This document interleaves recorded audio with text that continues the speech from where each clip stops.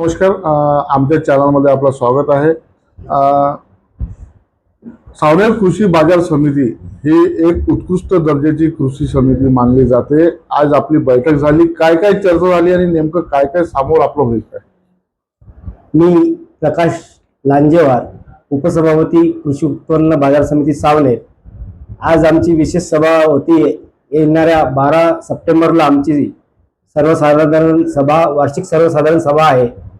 त्या सभेचा आढावा घेण्याकरिता आज आमचे पूर्ण संचालक मंडळ त्यांची आम्ही आज विशेष सभा घेतली. त्यांची तयारी आणि त्या सभेमध्ये पूर्ण वर्षाचं आपलं उत्पन्न वाचन करून त्या 501 बक्षिसाचं वितरण सुद्धा 12 महिने शेतकरी या बाजार समितीमध्ये आपला उत्पादन जो कोणी उत्पादन करतो, उत्पादन करतो ते उत्पादन आपल्या बाजार समितीत विकतो, त्यांना काहीतरी प्रोत्साहनपर बक्षीस द्यावं या नात्याने आम्ही प्रत्येक वर्षी सर्वसाधारण सभेमध्ये बक्षीस वितरण कार्यक्रम ठेवतो. त्याबद्दल आज आमची विशेष सभा घेऊन आम्ही त्याची आज सगळ्यांना जिम्मेदारी वाटून दिली. कशा प्रकारची जिम्मेदारी वाटली आणि काय काय म्हणजे आता शेतकऱ्यांचे जे मुद्दे आहेत ते संपूर्ण होतील का? हो, शेतकऱ्यांचे मुद्दे अशी की शेतकऱ्यांना बाजार भाव तर आम्ही ठरवू शकत नाही. जे काही आता सरकारने बाजारभाव ठरले आहे त्यानुसारच बाजारभाव आमच्या जास्तीत जास्त देण्याचा प्रयत्न आम्ही आपल्या बाजार समितीमध्ये करतो. आणि शेतकरी आमचे जे संचालक मंडळ आहे यांना ज्या लोकांची गैरसोय होऊ नये, आलेल्या लोकांचं स्वागत, त्यांना जेवणाची व्यवस्था, त्यांची बसण्याची व्यवस्था, त्यांचं अशी सगळ्यांची समिती आम्ही नेमल्या आणि त्या समितीचे सदस्य म्हणून त्या गठीत करून त्या समिती आज त्यांना जिम्मेदारी आम्ही आज सोपवल्या.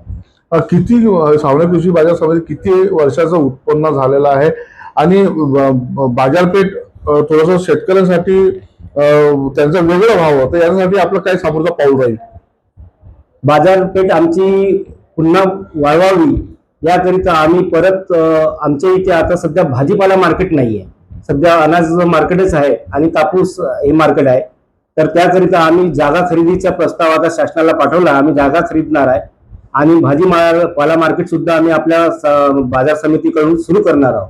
आणि वट्टे जे आहे लिल्ला वट्टे हे सुद्धा कमी पडत आहे, तर यांचं सुद्धा बांधकाम आम्ही आता तयार करून इस्टिमेट तयार करून आम्ही पणन महामंडळाला परमिशनसाठी त्याची मागणी केली आहे. त्यांच्याकडून परमिशन जर मिळाली ते सुद्धा आम्ही मोठे वट्टे 2 वट्टे बांधण्याचा प्रस्ताव आमचा आहे. भाजी बाजारपेठेसाठी जे तुम्ही वट्टे बांधणार आहे, किती जागा लागणार आहे किमान आणि किती लोकांना आपण ते वाटप करणार आहे आणि कशा प्रकारे करणार आहे ते सांगा. कमीत कमी 1.5 ते 2 एकरची जागा आम्हाला आवश्यक आहे. ते जागा सुद्धा पाहिली आणि त्यांची सुद्धा लिलाव झाला आहे. आम्ही लिलाव बोलीमध्ये बोललो, आमचे सगळ्यात जास्त लिलाव आहे. ती 12/1 परमिशन जोपर्यंत पणन महामंडळाकडून येत नाही तोपर्यंत आम्ही ते प्रक्रिया पूर्ण करू शकत नाही. आम्हाला जेव्हा पणन मंडळाकडून परमिशन मिळाली तर आम्ही ते प्रक्रिया जागा खरेदीची करणार आहे आणि त्या जागेवरती वट्टे बांधून जास्तीत जास्त अडती व्यापारी आहे त्यांना जो आज बाहेर मार्केटमध्ये शेतकऱ्यांना जास्तीत जास्त पर्सेंटेज घेऊन जो माल विकायला लागून राहिला त्याच्यावर कुठेतरी आळा घालण्याकरिता आम्ही आपल्या अंडरमध्ये जेव्हा भाजी मार्केट सुरू करू तेव्हा शेतकऱ्यांना त्याचा फायदा देऊ आणि जास्तीत जास्त चांगल्याच तऱ्हेने शेतकरी आपला माल आपल्या इथे चांगल्या भावामध्ये विकल याची आम्ही जिम्मेदारी घेऊ. किती बाय किती जे वट्टे राहतील आणि आपण त्याच्यावर काही किती एक अशी रक्कम ठरवलेली आहे की त्यांना आपल्याला या रकमेत द्यायचं आहे आणि काही त्याचा काही किराया राहील किंवा त्यांच्याकडून म्हणजे त्यांना ते संपूर्ण विकण्यात येईल अशी काही प्रक्रिया राहील का? नाही, ते संपूर्ण विकण्यात नाही येईल. किती बाय किती राहील हे तर आमचे आर्किटेक्ट जेव्हा त्याचे एस्टिमेट तयार करतील तेव्हा ते आर्किटेक्ट तयार करतील. आम्ही आपला सेस घेऊ त्याच्यावर, पण आम्ही विकणार नाही. आम्ही परमानंट त्यांना विकणार नाही. आमचंच त्यांच्यावर वाच राहील आणि आम्ही फक्त त्यांचं सेस घेऊ व्यापाऱ्यांकडून, म्हणजे किराया घेऊ. किती टक्के किराया आपण त्याच्यावर ते आम्ही समितीत नेमणार. त्याच्यावर आमची जे मासिक सभा असते पूर्ण संचालक मंडळाची त्यामध्ये ठरवू, त्यामध्ये कशी घ्यायचं काय घ्यायचं जेव्हा तयार होईल तेव्हा. तोपर्यंत आम्ही आज नाही सांगू शकत का नेमका इतका किराया घेऊ. म्हणजे नेमकं तुम्ही त्यांच्याकडून एक काहीतरी अशी रक्कम जमा करून घ्याल आणि त्यांना तो म्हणजे किरायाने द्याल. रक्कम जमा आम्ही व्यापाऱ्याकडून एक आपली ठेवी म्हणून आम्ही त्यांच्याकडून पहिले व्यापाऱ्यांचं लायसन देतो. तर ठेवी म्हणून, कारण उद्या चालून एखाद्या शेतकऱ्यांचे जर त्या व्यापाऱ्यांनी पैसे दिले नाही तर बाजार समिती जिम्मेदार राहील, म्हणून त्या ठेवीमधून त्यांचे आपण पैसे देऊ, तर व्यापाऱ्यांची ठेवी आपण जमा करू, पण बाकीच्यांचे आपण कोणतेच पैसे घेणार नाही. शेतकऱ्यांना मुद्देमालला भाव मिळत नाहीये, मग आज शेतकरी आत्महत्याच्या याच्यावर आहेत, तर आपलं काय म्हणणं आहे याच्यावर?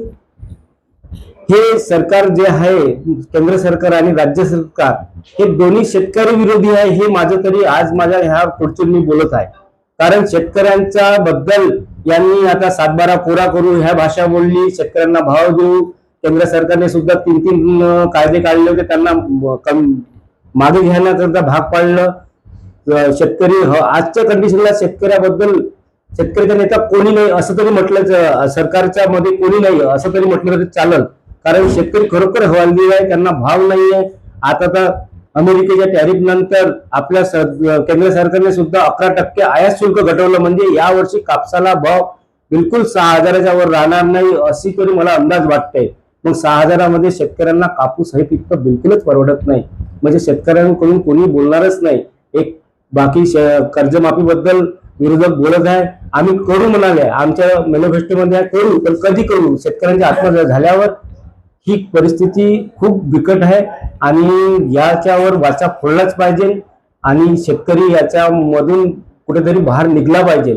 आमच्या बाजार समितीकडून एकटा असा आम्ही पूर्ण महाराष्ट्राच्या बाजार समितीकडून ठराव करू की सगळ्यांना युनियन आहे, जे काही आहे सभापती उपसभापतीचा ग्रुप आहे, त्याच्यावर आम्ही मेसेज करू की शेतकऱ्याबद्दल आपण सगळ्यांनी सरकारला कुठेतरी मागं भाग पाडलंच पाहिजे की भाव, शेतीमालाला भाव मिळालाच पाहिजे. धान खरेदी विक्री केंद्र जागोजागी आहेत, शेतकऱ्यांना त्याचा पण मोलभाव भेटत नाही, शेतकऱ्यांना सरळ त्यांचा माल विकण्यात यावं असं काही आपण समोर पाऊल उचलणार आहेत का?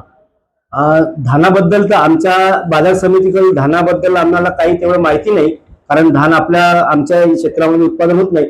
पण जर बाकी ठिकाणी भंडारा, गोंदिया, अजून चंद्रपूर बाकी ठिकाणी धानाचं केंद्र आहे, त्यांना सुद्धा न्यूजच्या माध्यमातून, आपल्याच माध्यमातून ऐकतो की त्यांना बोनस वगैरे किंवा त्यांचा ते हमी भाव हा बरोबर मिळत नाही. धानाच्या शेतकरी सुद्धा आज कापसाच्या शेतकऱ्यांनी सुद्धा असा हवाल दिलाय आणि कापसाचा शेतकरी तर सगळ्यात जास्त आहे. वर्षाचा कृषी समिती बाजाराचं उत्पन्न किती झालेलं आहे आणि समोर कृषी उत्पन्न समिती त्या उत्पन्नातून आणखी काय काय घडविणार आहे? आमचं यावर्षी पूर्ण खर्च वजा जाता 5 कोटीच्या जवळ आमदारला उत्पन्न झाला. आम्ही त्यांचा बँकमध्ये एफडी करून त्याचं जे काही व्याज येतं त्याच्यावर हा बाकी कार्यक्रम राबवतो.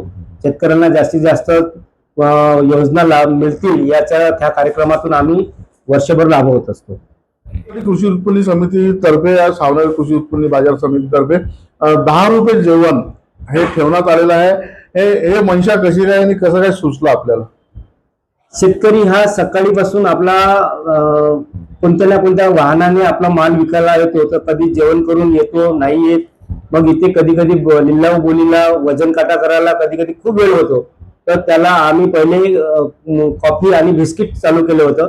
पण ते कॉफी बिस्किट मध्ये त्यांचा, कारण कधी कधी 4-5 कधी कधी रात्री 6-7 वाजते काटा व्हायला, तर आम्ही असं मग सगळ्या संचालक मंडळाने आणि अध्यक्ष आमचे सभापती महोदयांनी आणि संचालक मंडळाने सगळ्यांनी ठरवले की आपण चहा कॉफी बिस्किट देण्यापेक्षा आपण जेवण सुरू करू आणि शेतकऱ्याकडून फुकट न देता काहीतरी सेवा शुल्क म्हणून 10 रुपये घ्यायचे आणि आलेल्या मालावर त्यांच्या गेट पासवर जितका माल त्याने 1 बोरा आणला असेल तरी तो त्याचा भागीदारी आणि 10 बोरे आणले तर त्याच्या भागीदारी, ह्या नात्याने आम्ही 10 रुपयामध्ये त्याला पोटभर जेवण सुरू केलं आणि त्याचा खर्च आम्ही बाजार समिती, बाकी खर्च बाजार समिती उचलला. जेवणात त्यांना काय काय मिळणार?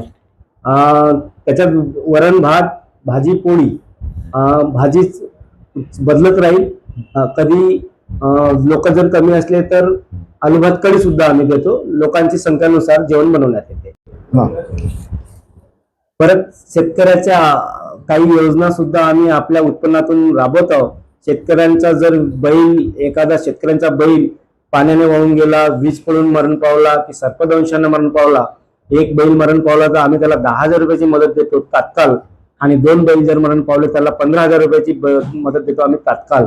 आणि त्याचप्रमाणे आमच्या उत्पन्नामधून या आवारामध्ये विकास, रस्ते, रोड बनवायचा असेल, एक आम्ही आता सध्या आमच्या ऑफिसची इमारत सुद्धा बांधकाम सुरू आहे, आणि भाजीपाला मार्केट घेण्याकरिता जागा अपुरी असल्या कारणाने आम्ही जागेचा सुद्धा आता लिल्ला बोलीमध्ये जागा सुद्धा घेण्याचा प्रस्ताव आमच्या उत्पन्नामधून करण्याचं ठरलेलं आहे.